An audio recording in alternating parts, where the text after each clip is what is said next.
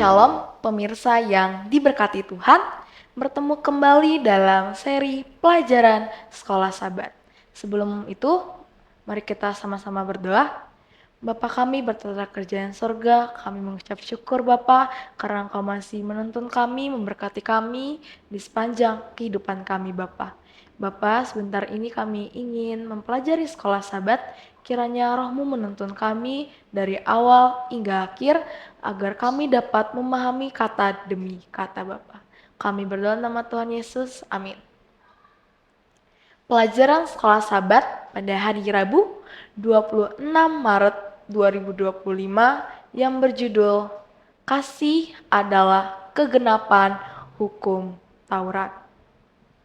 Saudara-saudara, hubungan antara kasih dan hukum tidak dapat dilebih-lebihkan. Memang, menurut kitab suci, mengasihi adalah memenuhi hukum Taurat. Dalam Roma 13 ayat 8-10, Paulus mengajarkan bahwa barang siapa mengasihi sesamanya manusia, ia sudah memenuhi hukum Taurat. Dalam Roma 13 ayat 8.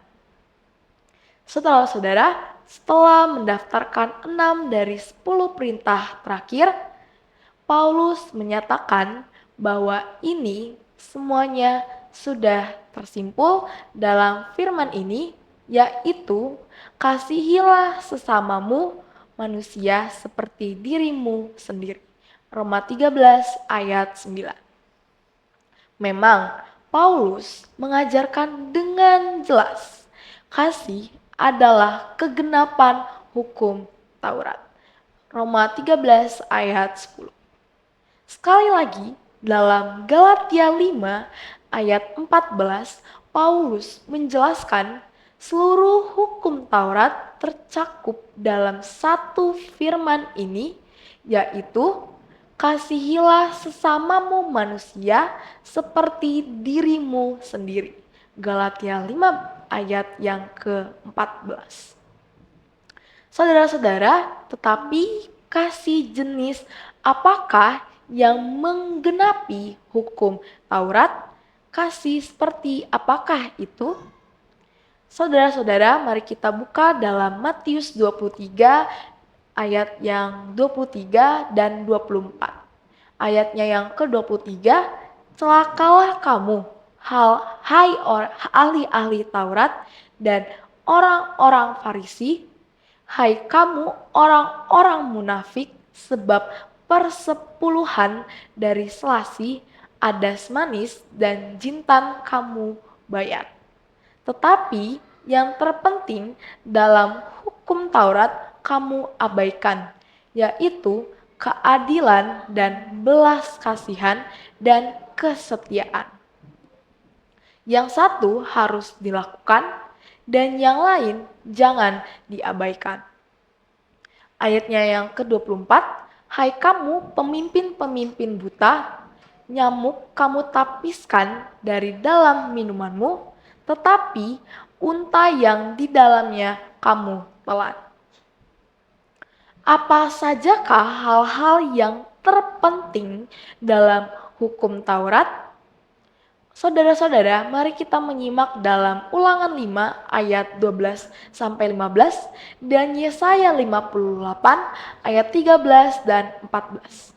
Dalam Ulangan 5 ayat 12-15 berbunyi di ayatnya yang ke-12, tetaplah ingat dan kuduskanlah hari Sabat seperti yang diperintahkan kepadamu oleh Tuhan Allahmu.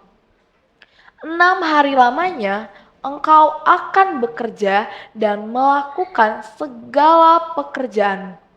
Tetapi hari ke-7 adalah hari Sabat Tuhan Allahmu.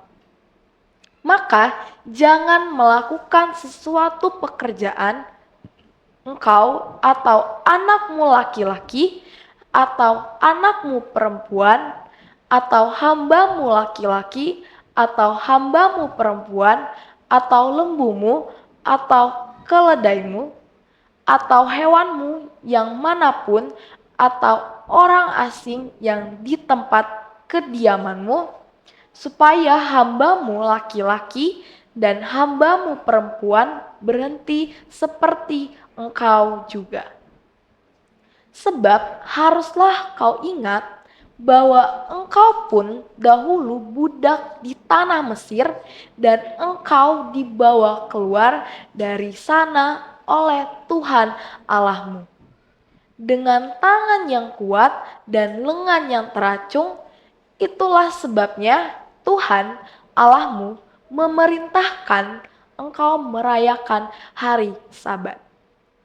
Yesaya 58 ayat 13 dan 14 berbunyi, apabila engkau tidak menginjak-injak hukum Sabat dan tidak melakukan urusanmu pada hari kudusku, apabila engkau menyebutkan hari Sabat, hari kenikmatan, dan hari kudus Tuhan, hari yang mulia, apabila engkau menghormatinya dengan tidak menjalankan segala acaramu dan dengan tidak mengurus urusanmu atau berkata omong kosong, maka engkau akan bersenang-senang karena Tuhan, dan aku akan membuat engkau melintasi puncak bukit-bukit di bumi dengan kendaraan kemenangan. Aku akan memberi makan engkau dari milik pusaka Yakub bapa leluhurmu, sebab mulut Tuhanlah yang mengatakannya. Saudara-saudara, bagaimanakah ayat-ayat tersebut menunjukkan hubungan antara hukum, khususnya perintah Sabat, dan perhatian Allah terhadap keadilan dan pembebasan? Yesus mengidentifikasi hal terpenting dalam hukum Taurat, yaitu keadilan dan belas kasihan dan kesetiaan. Dan dalam hubungan dengan satu hukum, khususnya Sabat, kita dapat melihat dalam kitab suci bahwa Sabat itu sendiri tak terpisahkan dengan pembebasan dan keadilan. Dalam Ulangan 5, perintah Sabat dasarnya berhubungan dengan Allah membebaskan Israel dari perbudakan. Artinya, hari Sabat bukan hanya peringatan penciptaan, tetapi juga peringatan pembebasan dari perbudakan dan penindasan. Dan dalam konteks tentang berpaling dari kesenangan seseorang untuk menyebut Sabat suatu kenikmatan dengan bersenang-senang karena Tuhan. Yesaya 58 ayat 13 dan 14.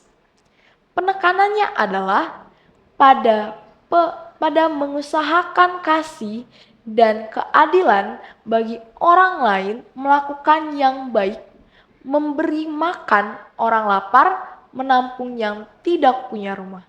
Kita bisa lihat dalam Yesaya 58 ayat 3 sampai 10.